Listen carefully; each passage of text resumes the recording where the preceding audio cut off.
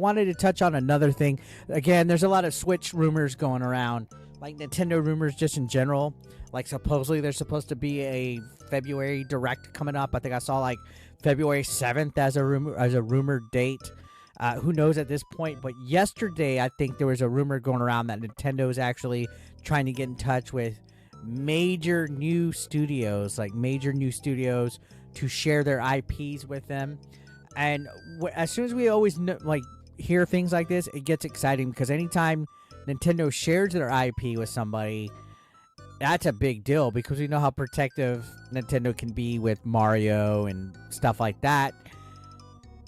Now that we're coming into, I guess, the end of the Switch's life cycle, and we're coming up to the Switch Pro or the Switch 2 or the Super Nintendo Switch, like I like to call it, if they're already considering getting new studios to share the IPs and to make games, I think that's going to be pretty awesome because it's going to bring, like, I guess, fresh ideas and new breath to these existing IPs because there's only so many times that the same company could make the same type of games. There's a couple of examples I wanted to talk about this, but I think this was something I saw on my docket. I have GamesIndustry.biz, which is a website that I tend to look at for gaming news and stuff like that. So apparently they're in deep talks with at least 3 studios. Who knows who they are? They got a list right here of some of them, which we're going to talk about creating games based on their famous characters. Now, again, there's been a little bit of, I guess, collaboration in the past with, like, Retro Studios. I think they did, like, Donkey Kong Country Returns. And they might have did Tropical Freeze. I'm not sure on that one, but they've been doing, like, Donkey Kong games. I think they're also rumored to be developing Metroid Prime 4, and they get a lot of praise and stuff. But also, MercurySteam, I think that's who made Metroid Dread. I have Metroid Dread here somewhere. They had some other team work on Metroid Dread, which I thought they did a great part. And then WayForward is another game company that I think I heard them doing rumors about. I think WayForward did, like, Shovel Knight. So they're basically, like, those are the cream of the crops of the companies like Retro Studios, MercurySteam, WayForward, and if you think about how these studios do so great with their own games and their own companies and stuff, and how with Metroid Dread and all that, what they could do possibly with, like, other characters and stuff. And I think it will help streamline the process as well when you think of how long certain games take when it comes to Nintendo. Like for example, I literally, speaking of Metroid, I just made a video the other day talking about Metroid Prime 4, asking where the hell is it? What's taking so long with it? All right. I understand that midway through the development, they squashed it and gave it to a new development studio, which is Retro Studio, I think.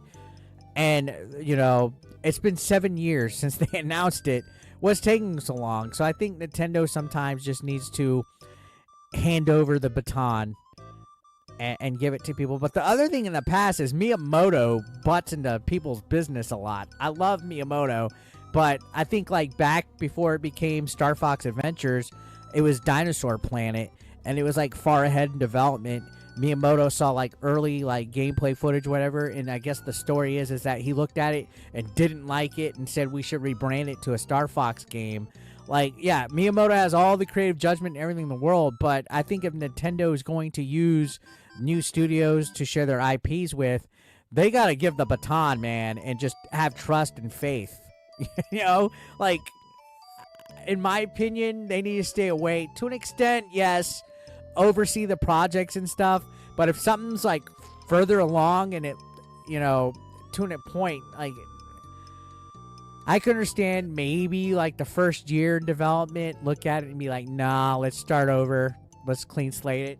But if something's, like, near finished, man, don't cancel that game, don't put it down and pull an HBO with the, what was it? They had a Batwoman movie that was, like, practically, I think it was in the can. I think it was finished, shot and everything.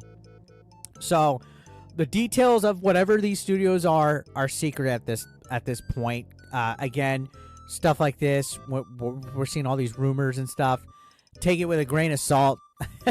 we haven't had anything confirmed, but I'm thinking if we do have a direct soon in February, they're going to show a lot of stuff. Who knows if these studios are going to be strictly for Switch 2, or maybe we'll have them develop co-generation games, or maybe there's stuff coming out that we don't know yet for the end of the Switch life cycle that some of these companies are going to work on.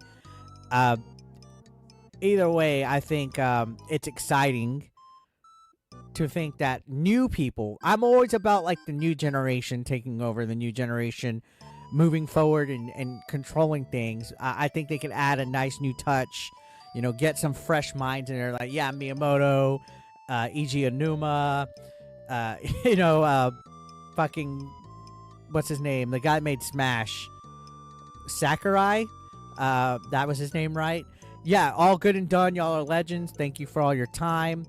But, you know, let somebody new take over. Let's have some fresh blood. Let's have some new minds. I'm sure they're not going to fuck up, knock on wood, Mario that bad. I mean, by this point, 30 years in, well, then again, Disney fucked up Star Wars too. So could you imagine that they give like Legend of Zelda or Mario to like a new studio and they just completely fucking fumble it and have all this bullshit like that nobody wants in these games? So I get where they're in, but like you think of like real good studios that they worked with, like Platinum Games is like one that comes to mind when you think of like some of the studios that Nintendo has been working closely with. I think they had like the Bayonetta games. They had fucking Wonderful 101, a few other ones. Platinum Games is definitely one that I would like to see them try to like make some real good Nintendo IPs. Retro Studios, again, that's another one. They did really well with Donkey Kong Country Returns. Why don't we get more Donkey Kong games, damn it? Or give us another game that is similar to that. How about Retro Studios makes a Mario game? You know what I mean? And I think those two are like top of the line as far as partnerships go. But earlier, some about WayForward games. I would like to see WayForward make, like, you know how like Shovel Knight's like a pixel sprite type of game? Make a Mario game in that style. Like, yeah, cool, Mario Wonder looked amazing. New Super Mario Brothers U and Super Mario 3D Land, you know, Mario has this cute 3D aesthetic. I think it would be badass if we had a brand new NES looking Mario game. I always thought that. And I think on top of this, like when they're thinking about sharing their IPs with studios and stuff, I think they're also open to sharing their IPs for other things. I think trying new things with their characters, because everybody at this point knows who fucking Mario is. You know, he's basically Mickey Mouse. And speaking of Mickey Mouse, how he went public domain, isn't it wild to think that like fucking 70 years from now Super Mario will be in the public domain? I think it's 95 years when stuff goes into public domain. Could you imagine like about 70, I think it's like 75 years from now, maybe even less, maybe like 65. I don't know where it's at. I think Mario's at his 38th actually, so my math is bad. Can you imagine when Mario goes public domain finally? But I think new voices, fresh ideas and stuff for old IPs and games could make things better. So I want to give my thoughts on that.